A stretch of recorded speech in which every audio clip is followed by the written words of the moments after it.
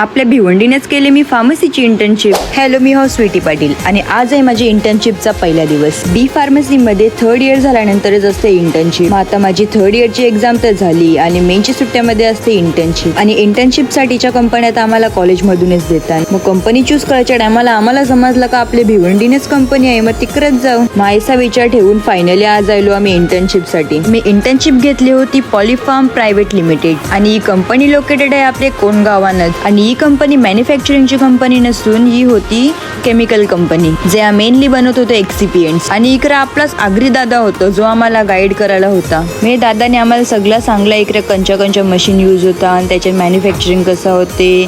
ज्या आम्ही थेरीमध्ये शिकताव त्यात सगळ्या मशीन्स म्हणजेच इक्विपमेंट होतं इकडं. पण थेरी नॉलेज आणि प्रॅक्टिकल नॉलेज दोन्हीमध्ये बराच फरक असते.